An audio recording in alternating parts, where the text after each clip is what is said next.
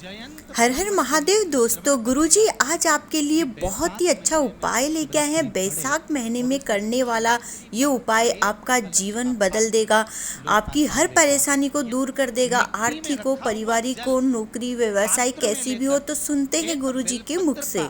छोटा सा भाग उसमें छुआया हुआ और फिर निवेदन कर रहा हूं, अगर बेलपत्र उस दिन नहीं मिले। बेलपत्र दोस्तों यदि आपको नहीं भी मिलता है तो आप भगवान के मंदिर जाएंगे, शिव भगवान के मंदिर, तो वहाँ पे आपको बेलपत्र मिल ही जाएगा, तो आप वो वाला बेलपत्र यूज ले सकते हैं। छुआकर फिर शंकर भगवान को भावों से, दिल से जो चाहते हो, धन वैभव संपदा सत्ता या रोग से मुक्ति, चाहे उदर से जुड़ी हो। हाँ, एक चीज का ध्यान करना, अगर संपदा के लिए, विवाह के लिए या विद्या के लिए या अन्य चीजों के लिए आप शिव जी को जल चढ़ा रहे हो तो उसके जल को उठाकर नहीं लाना है। और गुरुजी का मानना है कि यदि आप शारीरिक पीड़ा या किसी बीमारी या शारीरिक कष्ट के लिए शंकर भगवान की प्रार्थना कर रहे हैं, पूजा कर रहे हैं, जल चढ़ा रहे हैं, तो उस जल को आपको थोड़ा सी जल को घर लेके आना है। जम के बोलो जरा।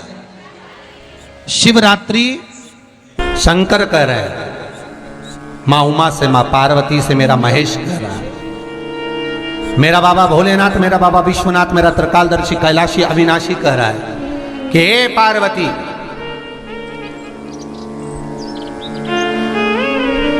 एक बीला, एक बेल जो मुझे समर्पित करता है, और समर्पित करने के बाद उस बेल की महत्वता देखिए, जो बैसाख महीने में बाबा शंकर को जो चढ़ाया जाता है और 1000 अश्वमेध यज्ञ का पुण्य फल हम प्राप्त कर लेते, मात्र एक फल चढ़ाकर, मात्र एक फल चढ़ाकर।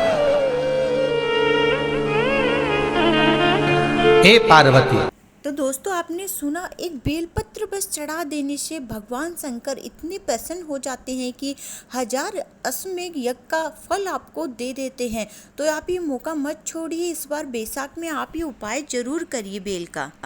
और दोस्तों वीडियो को अभी छोड़ के मत जाइएगा, क्योंकि गुरुजी बेल का एक बहुत ही अच्छा उपाय भी बताने वाले हैं, जिससे बहुत से बड़ी बीमारी का भी निदान हल हो सकता है।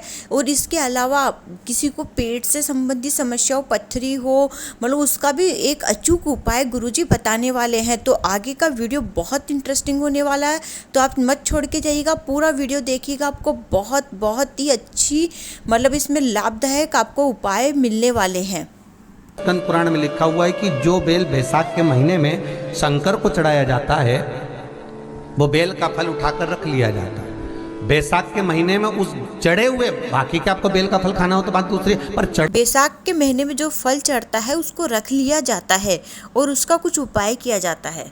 अंदर उस फल के अंदर का गुर्दा निकालकर उसको सुखा लीजिए, और सुखाकर जिस व्यक्ति को पथरी की बीमारी हो और जिस व्यक्ति को पेट में बहुत भोजन पचता ही नहीं है, पूरा शरीर पाचन क्रिया बेकार हो गई, उस व्यक्ति को केवल 7 दिन तक शंकर पर चढ़ा हुआ वो बेलपत्र प्रदान कर दीजिए।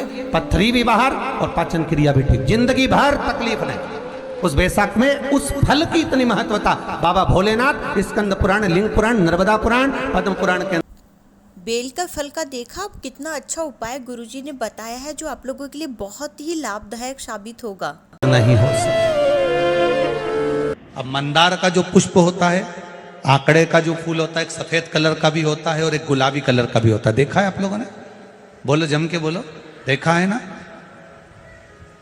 गुलाबी कलर का जो पुष्प होता है वो आप मंदार का, आंकड़े का जो गुलाबी कलर का पुष्प होता है, आप टीवी पे देख रहे होंगे, एक सफेद देख रहे होंगे, एक मंदार का गुलाबी फूल, नीला कलर का फूल देख रहे होंगे। जो नीला कलर का जो पुष्प होता है, गुलाबी कलर का जो आंकड़े का फूल होता है, प्रयास करना,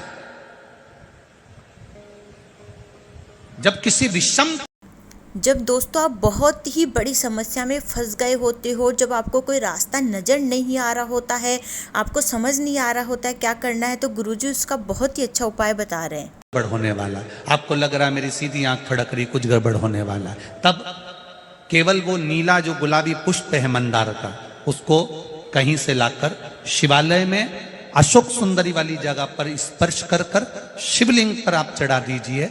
आपकी विषम परिस्थिति कैसी भी दोस्तों याद रखिएगा, अशोक सुंदरी वाली जो जगह होती है वहाँ स्पर्श करा के चढ़ाना है। मंदार आंकड़, सफेद आंकड़े का पुष्प भी भगवान शिव को समर्पित होकर, जैसे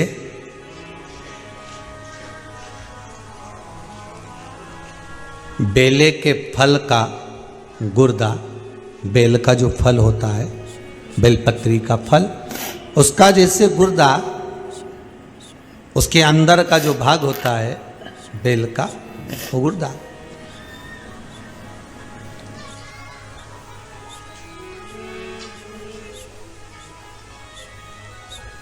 उसको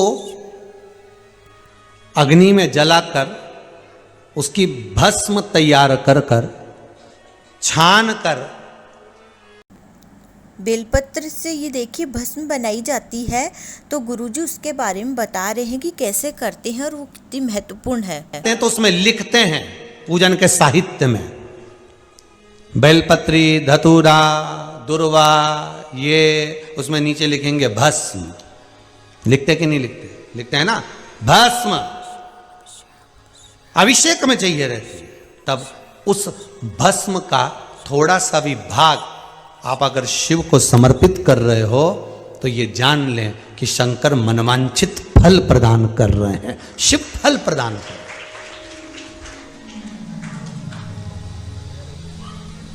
महाराज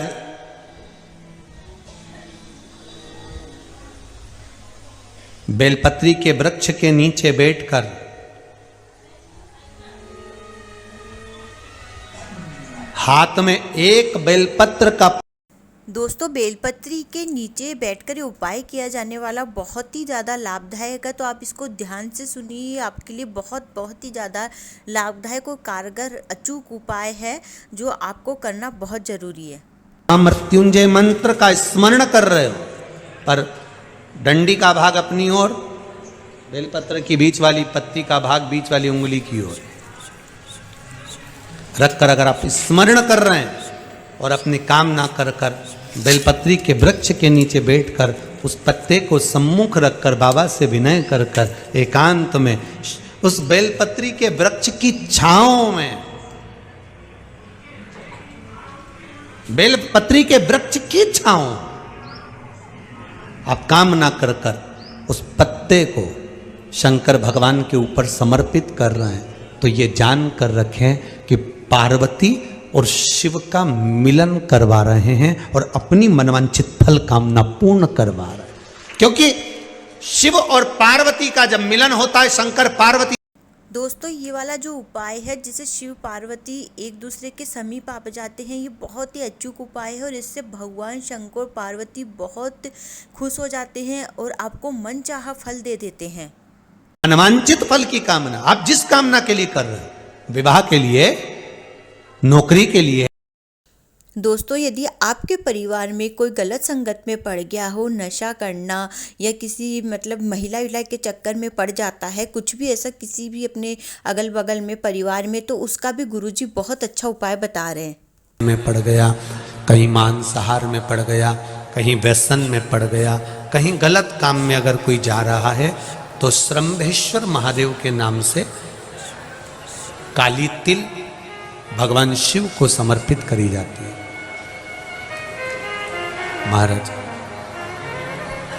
काली तिल को वापस उठा कर ले आते हैं। उसी काली तिल को जो मदिरा का नशा करने वाला होता है या जो गलत व्यसन में डूबा हुआ होता है, उसको वो सुबह के समय अगर नहीं खाता तो भोजन के साथ उसको दिया जाए। श्रम्भेश्वर महादेव, एक बेलपत्री का भी बहुत अच्छा प्रयोग है श्रम्भेश्वर महादेव का। तो दोस्तों ये श्रम्भेश्वर महादेव का नाम लेके आप ये उपाय जरूर कर लीजिएगा। अपने अगल बगल के शिव मंदिर में कहीं भी जाके आप ये उपाय कर सकते हैं। इससे देखिए कितना बड़ा प्रभाव होता है कि नशा मुक्ति, और भी कोई गलत रास्ते पे भटक जाता है वो सही रास्ते पे आ जाता है। तो ये अचूक उपाय आप जरूर करें। महादेव, श्रम्भेश्वर महादेव, फिर जम के बोल लो एक बार, श्रम्भेश्वर महादेव। जब हमारे घर में क्रोध बढ़ता है या कोई गलत कार्य में जाने लगता है, तो श्रम्भेश्वर महादेव का हमें शरणागति लेना चाहिए। श्रम्भेश्वर महादेव का पूजन करना चालू कर देना चाहिए।